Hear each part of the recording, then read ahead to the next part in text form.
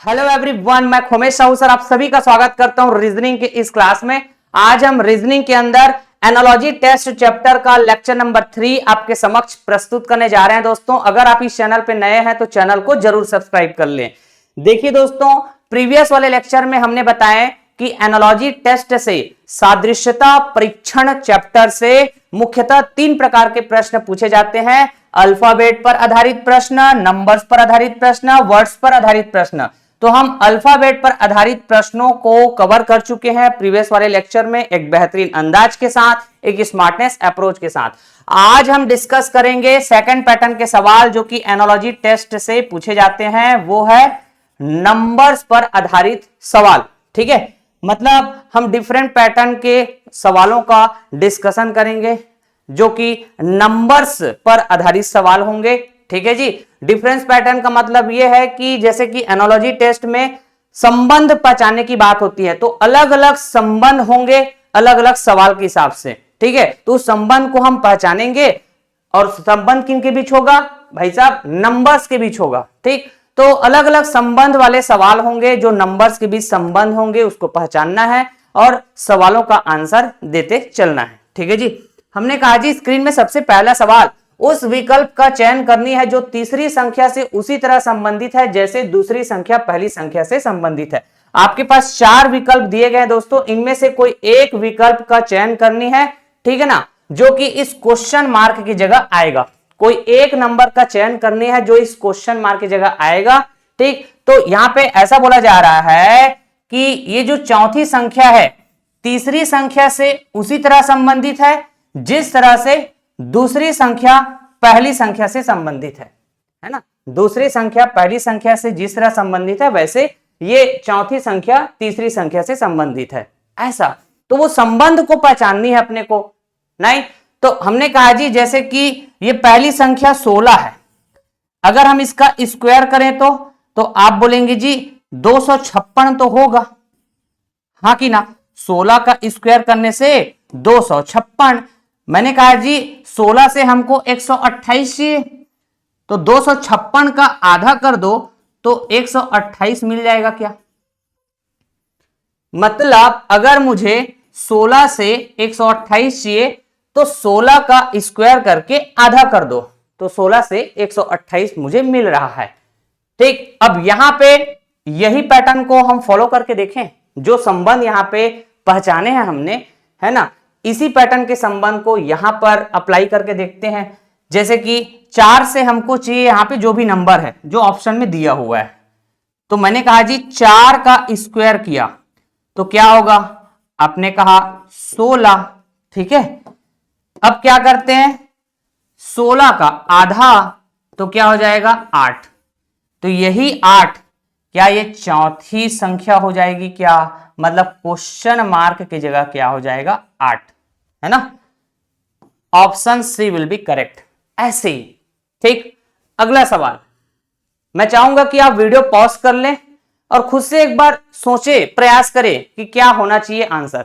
हमने कहा जी अगर 24 को 588 लिख रहे हैं तो 26 को क्या लिखेंगे, यही बात है ना जो सवाल में बोला गया है कि क्वेश्चन मार्क की जगह क्या आएगा वो चयन करिए। 4 विकल्प है जो कि तीसरी संख्या से उसी प्रकार संबंधित है जैसे कि दूसरी संख्या पहली संख्या से संबंधित है। ठीक है, अब देखो यहां पे जैसे पहली संख्या से दूसरी संख्या चाहिए मुझे, तो पहली संख्या 24 है, हाँ जी, तो 24 का स्क्वायर करो 576 होता है। 24 का स्क्वायर करने से 576, मुझे 24 से 588 चाहिए, ठीक ना।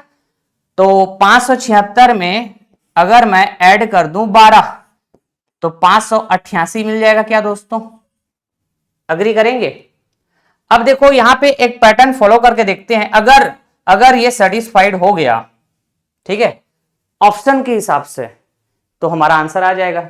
सर कौन सा पैटर्न, जैसे मैंने कहा जी पहली संख्या से दूसरी संख्या चाहिए तो पहली संख्या का स्क्वायर किए तो 24 का स्क्वायर 576, है ना। अब इसमें 12 ऐड करना पड़ा क्योंकि हमको 24 से 588 चाहिए, अग्री करेंगे। अच्छा जी ये 12 ऐड करना पड़ा तो ये 12 कैसे मैंने ऐड किया होगा, कुछ तो रूल्स के तहत जाएंगे ना, लॉजिक के तहत जाएंगे, ठीक है। तो एक लॉजिक के तहत आप किसी नंबर को ऐड करते हैं, जैसे कि हम लोग नंबर सीरीज पढ़े थे ना, ठीक वैसे ही है दोस्तों ये, है ना। मैंने कहा जी 24 का आधा है क्या, ये 12। इसका मतलब ये है कि 24 का स्क्वायर करो, ठीक है, और प्लस करो 24 का आधा, मतलब 12। 24 का स्क्वायर 576, 24 का आधा 12, ऐड किया तो हमको ये दूसरी संख्या मिल गया, ठीक है। मैंने कहा जी 26 का स्क्वायर प्लस कर देंगे 26 का आधा, है ना। तो 26 का स्क्वायर 676 होता है जी, ठीक है, और 26 का आधा करेंगे तो 13। ऐड करके देखो जरा, 6 और 3 9, 7 और 1 8, और ये 689। क्वेश्चन मार्क की जगह क्या आ जाएगा दोस्तों, 689। ऑप्शन में दिख रहा है क्या, गजब। Option B will be correct, B for Bombay, है ना जी। चलिए अगला सवाल, फिर से आपको 4 विकल्प दिए गए हैं, तो इन 4 विकल्पों में एक ऐसा विकल्प है जिसका चयन करनी है, और ये चौथे नंबर की जगह बता देनी है, मतलब क्वेश्चन मार्क की जगह क्या आएगा, ठीक है। तो भाई एनालॉजी टेस्ट का सवाल है, कैसे इसको रीड करते हैं हम। अगर 12 को 60 बोला जाए तो भाई 16 को क्या बोला जाएगा, ये सवाल में भी यही बात हुआ है ना। ये चौथी संख्या तीसरी संख्या से उसी तरह संबंधित है जैसे कि ये दूसरी संख्या पहली से संबंधित है, हाँ कि ना। तो कुछ लोग बोलेंगे सर 12 गुणा 5 12 पंचे 60, तो 16 गुणा 5 16 पंचे 80, यहां पे 80 आना चाहिए। ऑप्शन में तो दिख ही नहीं रहा है, ऑप्शन में तो दिख ही नहीं रहा है। तो अगर हम इसी को एक लॉजिक के तहत बात करें, ठीक है, जैसे मैंने कहा दोस्तों 12 पंचे 60, 12 पंचे 60 ऐसे कहा ना, तो 12 तो यहां पे दिख रहा है, लेकिन 5 का जो मैंने गुणा किया है इसके पीछे अगर मैं कोई लॉजिक के तहत बात करूं, ठीक ना, जैसे कि फॉर एग्जांपल मैंने कहा जी अगर मैं ऐसा सोचूं 12 का आधा 6 हो जाएगा, अगर इस 6 में 1 कम कर दिया तो 5 मिलेगा क्या दोस्तों, ठीक है। अब यही पैटर्न को यहां पे हम फॉलो करके देखें, यही पैटर्न को यहां पे फॉलो करके देखें। देखो 16 तो दिख रहा है, हमने कहा जी ये 16। अब गुणा करेंगे, किसका गुणा करेंगे, तो आपने कहा 16 का आधा माइनस 1, 16 का आधा माइनस 1 कितना होगा, ये 7 होगा क्या। ये 7 का हम गुणा कर देते हैं यहां पे, तो 16 सत्ते 7 छक्का 42, 7 एकम 7 7 4 11, 112 आना चाहिए, 112 आना चाहिए। क्वेश्चन मार्क जगह क्या आ जाएगा 112। देखो जरा, D for Delhi, D for Delhi, ऐसे यहां पे अटेम्प्ट करना था।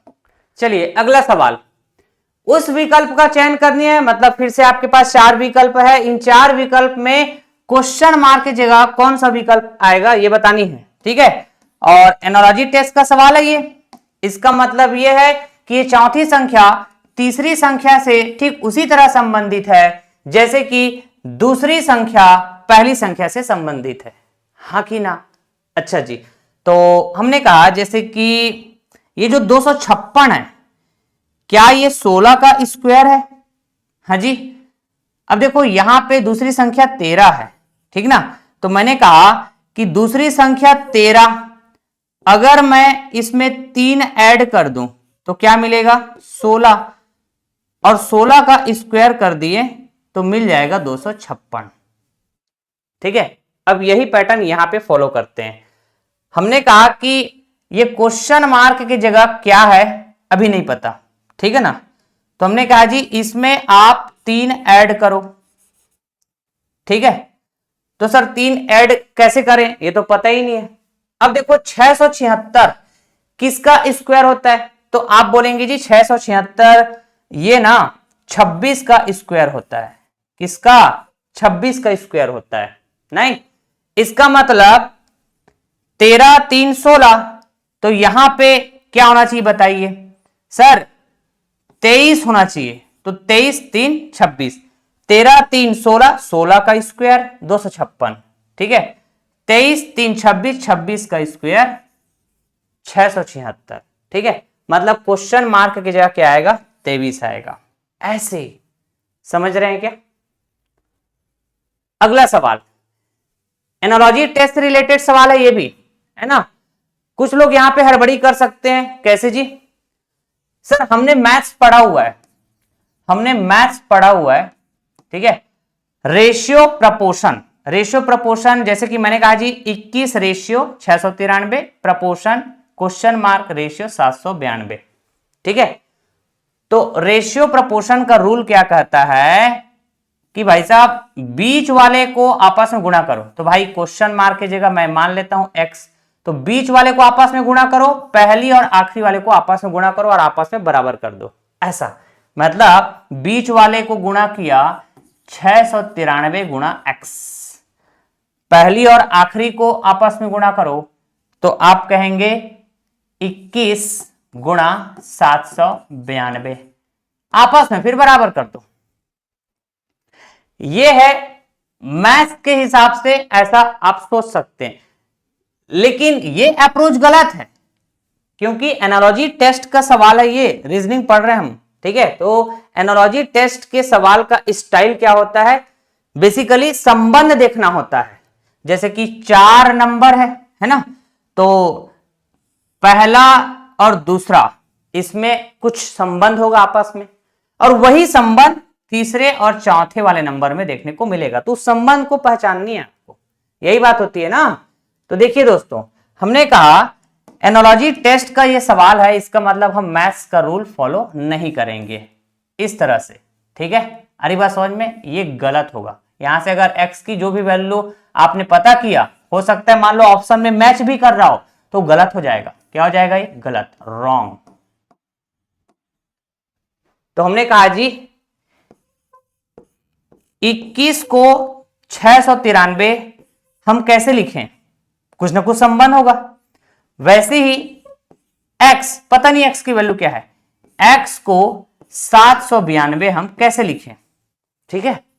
चलिए, मैथ्स का एक बेसिक मैथ्स का जरूर आपको आइडिया होना चाहिए, है ना। लेकिन जिस टॉपिक का सवाल है उसको उसी अंदाज में सॉल्व करेंगे ना, है ना जी। तो सर अगर हमको ऐसे कुछ नहीं लिखा रहा तो कैसे पता चलेगा ये रीजनिंग का सवाल है कि मैथ्स का सवाल है? यकीन मानिए दोस्तों, इस तरह से जरूर आपको लिखा रहेगा, जैसे यहां पे लिखा हुआ है वैसे, तो आप समझ जाएंगे ना कि हाँ भाई ये रीजनिंग की बात कर रहा है करके, एनालॉजी टेस्ट के सवाल है, ऐसे आपको समझ में आ जाएगा। तो मैंने कहा जैसे कि यहां पे 21 के साथ गुणा किया 33, 21 के साथ गुणा किया 33, तो क्या मिल जाएगा? 693 मिल जाएगा क्या? हाँ कि ना? हाँ जी, बात तो सही है। या फिर मैं ये कहूं 693, ठीक है, 693 अगर मैं 33 से डिवाइड करूं, 693 को 33 से डिवाइड करूं तो क्या मिलेगा बताइए? 33 दूनी 66, ठीक है। फिर 33, 33 से कम 33, वापस से मुझे क्या मिल जाएगा बताओ? 21 मिल जाएगा। अगर 693 को 33 से डिवाइड करता हूं तो वापस से मुझे 21 मिल जाएगा। अग्री करेंगे?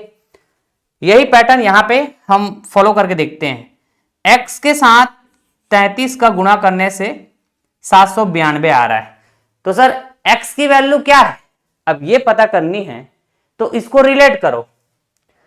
मैंने कहा जी मान लो इसको y बोल रहा हूं, 21 को y बोल रहा हूं, मुझे नहीं पता y की वैल्यू क्या है, तो कैसे पता किया बताइए इसको? 693 को 33 से डिवाइड किया, तो ये है y की वैल्यू 21। समझ गए? मतलब अब समझ गए सर। मैंने कहा अगर ये 792 है, इसको मैंने 33 से डिवाइड किया, 33 दूनी 66, 33 दूनी 66, बताइए 9 में 6, 3 बचेगा, 7 में 6, 1 बचेगा, तो 132 हो जाएगा। हमने कहा जी 33 का टेबल 4 बार पढ़ो, 33 चौके 4 या 12, 4 या 12 13, 132, ठीक है। तो ये तो निपट गया। 24 होना चाहिए सर, x की जगह क्या होना चाहिए, 24 होना चाहिए। समझ गए? Option C will be correct, option C will be correct. तो क्या मिस्टेक नहीं करना है, आपको समझ में आ रहा है ना, है ना। एनालॉजी टेस्ट के जो सवाल का स्टाइल होता है, ऐसे जरूर हम 4 शब्द या 4 नंबर ऐसे, ठीक है, ऐसे रहते हैं, रेशियो, प्रपोर्शन, अनुपात, समानुपात, अनुपात, ऐसे लिखा रहता है जरूर।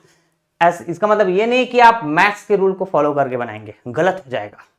ठीक है, आपको संबंध पहचाननी है। यहां पे अगर 4 शब्द लिखे गए हैं, बीच में ऐसे रेशियो, प्रपोर्शन, रेशियो ऐसे लिखा हुआ है, इसका मतलब है कि आपको संबंध देखना है, पहली संख्या का दूसरी से, तीसरी का चौथी से, और वो संबंध पहचान लिया मतलब आपने आंसर ले आया, ऐसा बात है।